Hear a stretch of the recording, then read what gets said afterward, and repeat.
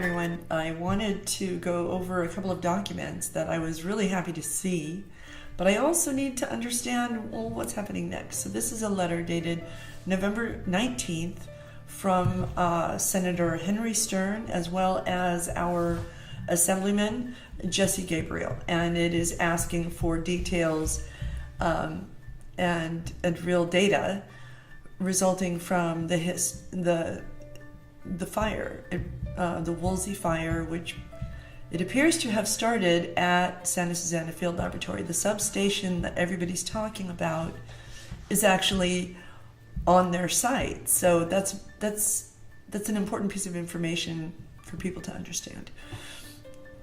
Okay, so a detailed explanation of the role of any state, federal, and local entities in assessing the impact of the Woolsey fire regarding Santa Susana Field Laboratory.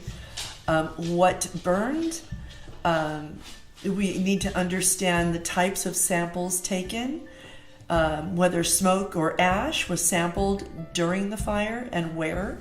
And we need to have a map detailing exactly where at the Santa Susana facility that the fire burned. Boeing has already acknowledged that it's something like 80% of the site. I'm really happy to see that a lot of Area 4 did not burn. That's very good, but that doesn't change the impacts of that burned material falling across this area. So I'm going to go over a few maps because I was really disappointed. I was really disappointed to see that they, I guess, are telling the same story, that there wasn't enough water at Outfall 2 after the first rain that followed the Woolsey fire. So let's start here.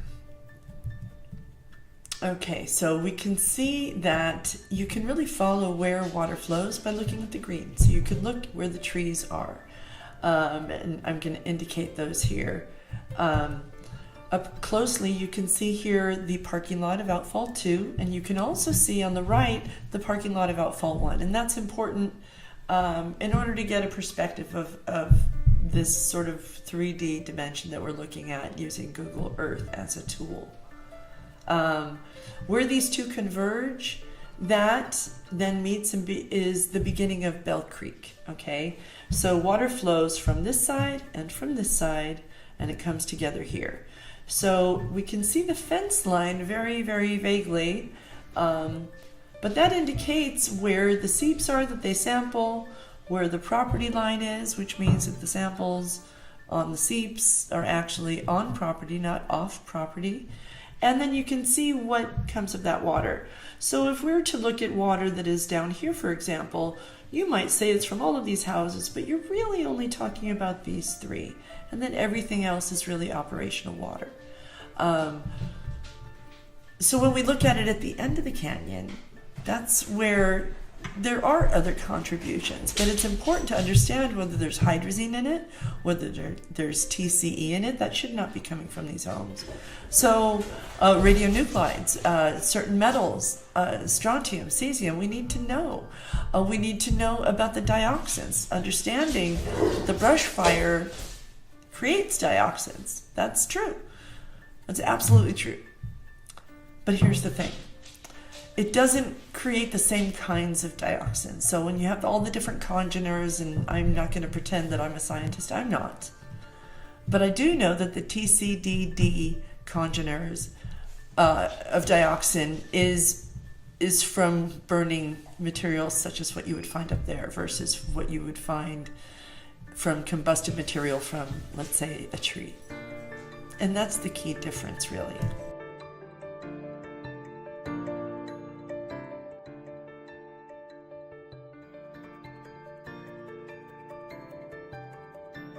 Okay, this is a 3D rendition a little bit closer, so you can see where the parking lot is, where the trail is that leads down to where the seeps are, where they're supposed to be sampling.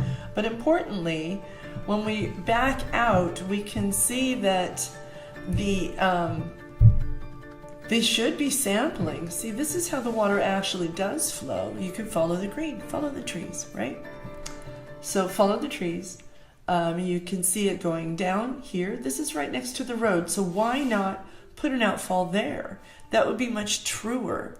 That would be in keeping with if you actually wanted to know what the water quality is of the water that is leaving the site from Santa Susana Field Laboratory. Now, if you don't want to know that, you might look somewhere else. For example, this high point where there's never any water.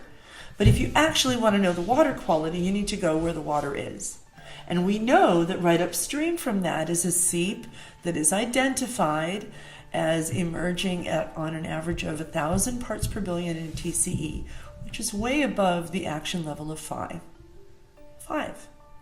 So when we know this, and we know that they're using the vacuum pump and all that, but when we look at a big rain event like what happened yesterday, we can be certain that they were not able to capture all of the water that fell off the mountain yesterday. It's just, we saw what flowed, and that just isn't possible. So we look at these areas, the acreage that contributes to the flow that is stormwater coming off of the site.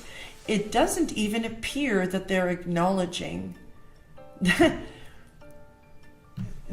the water goes downhill. It's as if they think it ends there, and we clearly know that is not the case.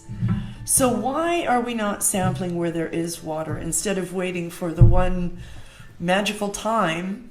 And by the way, their own data does not properly explain that explanation either. I realize that as it comes around this bend, it doesn't necessarily go uphill, but it does in some point. So it's not going to gather.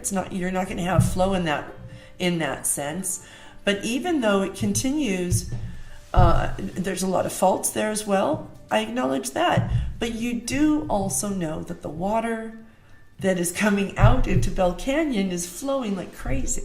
So if you know that water is there, and you look up the mountain, there isn't anything else there except for Santa Susana Field Laboratory, it isn't crazy to expect that water originated within the rocks of Santa Susana Field Laboratory, which have more than half a century of toxic materials being spewed, burned, exploded, spilled, and all sorts of other things that we don't want to debate about today. So that's why, I don't know, I think we need to take it more seriously than what we see the regional board doing. So I hope that will change very soon.